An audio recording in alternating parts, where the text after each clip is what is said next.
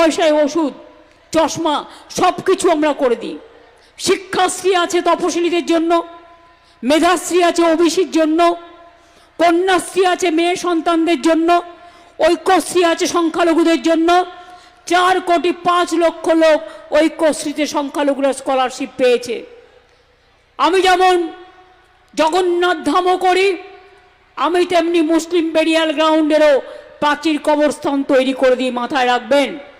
পুরোহিতদের ভাতাও যেমন দিই, আমি মুয়াজ্জেম ইমাম সাহেবদেরও দিই, কারণ তারা আমার অনেক সমাজের কাজ করে। আমি লোকশিল্পীদেরও দিই, যারা গান গায়, ঢোল বাজায়, নানা রকম সাংস্কৃতিক কাজকর্ম করে। কাজেই এই কাজগুলো আমরা করেছি এবং করব। প্রত্যেকটা মানুষ বিনা পয়সায় খাদ্য পান।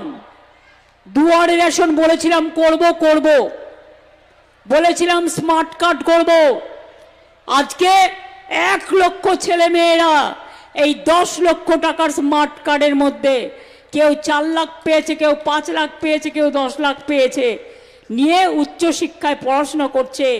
গরিব ঘর থেকে বেরিয়ে আসছে doctor, engineer, IPS, IAS, WPS, BPS, WBCS, teacher, professor, সব কিছু। এটা আপনাদের গর্ব করার জায়গা নয়? এটা তো গর্ব করার জায়গা। হ্যাঁ, কিছু কিছু কথা নিয়ে আপনাদের মধ্যে বিভ্রান্তি করার সৃষ্টি করা হচ্ছে, বিশেষ করে সংখ্যালঘু সম্প্রদায়ের মধ্যে। কি কথা না, তো ওয়াকআপ নিয়ে আমরা নাকি কিছু করিনি। আমি জাস্ট, আমার কাছে কেউ কেউ জানতে চেয়েছিলেন, তাই আমি এটা ক্লারিফিকেশন করে দিচ্ছি। এটা সম্পূর্ণ মিথ্যে কথা। আমরা সরকার থেকে বিধানসভায় কেন্দ্রীয় সরকারের এই স্বৈরাচারী মনোভাবের বিরুদ্ধে বিধানসভায় আইন পাশ করেছিলাম, জোর করে অবৈধভাবে ওয়াকআপ প্রপার্টি কেড়ে নেওয়া যাবে না।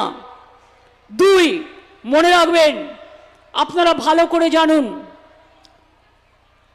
82,000 ওয়াকআপ প্রপার্টির তথ্য ইতিমধ্যেই আমরা আসার আগেই কেন্দ্রীয় পোর্টালে ছিল।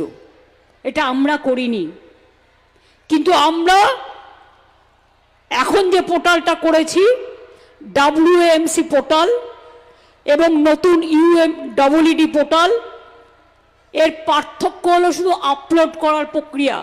এটা সুপ্রিম কোর্টের নির্দেশে। তাও এটা আপলোড আগে কে করতো? ওয়াকআপ বোর্ড। আর এখন আপলোড করবে কে? মতোয়ালিরা। তো মতোয়ালিরা কাদের লোক?